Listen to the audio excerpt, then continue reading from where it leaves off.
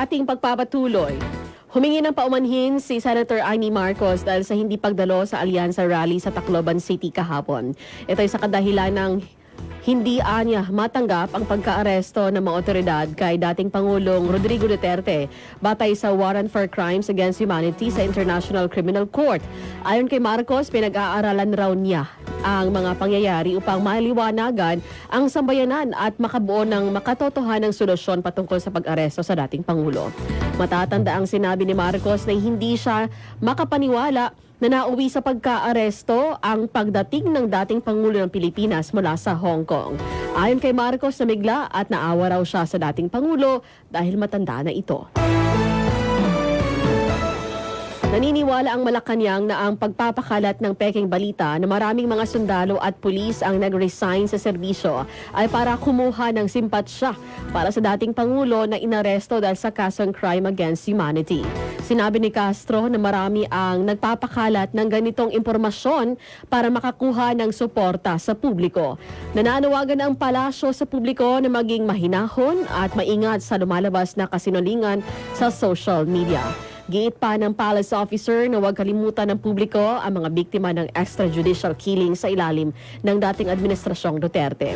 Sinabi din ng Castro, dahil walang katotohanan ang ulat na nag-resign ang ilang mga sundalo at pulis, kampante ang Pangulong Marcos sa kasalukuyang lagay ng bansa.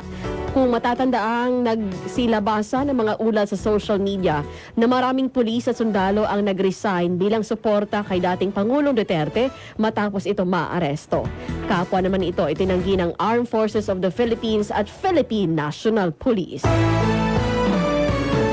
Nais ng pamahalaan na siguraduhin ng patas na paglilitis kay dating Pangulong Duterte sa International Criminal Court kaugnay sa reklamong crimes against humanity. Sinabi ni Palace Press Officer Undersecretary Attorney Claire Castro nitong Biyernes. Sinabi naman ni Silvestre Bello, isa sa mga abogado ni Duterte, na isusulong nila ang pansamantalang paglaya ng dating Pangulo mula sa ICC prison sa pagsasabing wala namang dahilan na i-detain ito. Sa ICC rules, sinasabi na ang akusadong individual ay maaring humiling para sa interim release batay sa kondisyon at konsiderasyon na pinapayagan ng korte. Samantala, sisimulan na ng COMELEC ang pagsira sa 6 na milyong registered printed ballots para sa 2025 elections. Nilinaw ng COMELEC na ang naturang mga balota ay mga nasayang na printed official ballots matapos magpalabas ng temporary restraining order ang kataas-taasang hukuman laban sa disqualification ng ilang aspirants. Pinangunahan ito ni COMELEC Chairman George Erwin Garcia, Commissioner Lay Bulay na dadaluhan naman ng mga kinatawan mula sa Parish Pastoral Council for Responsible Voting o PPCRV, National Citizens Movement for Free Elections or NAMFREL, Legal Network for Truthful Elections or LENTE at political parties. Hindi pa sigurado ang COMELEC kung paano haharapin sakaling manalo sa mayoralty race sa May election si dating Pangulong Duterte. Ayon kay COMELEC Chairman Erwin George Garcia, hindi pa malinaw kung maaring magsilbi ang isang kandidato na may kaso sa ibang bansa. Anya, ang Department of Interior and Local Government ang may kapangyarihan o kapangyarihang magdeklara ng bakanteng posisyon sa isang local government units kung hindi kayang gampanan ang tungkulin dahil sa pagkakakulong.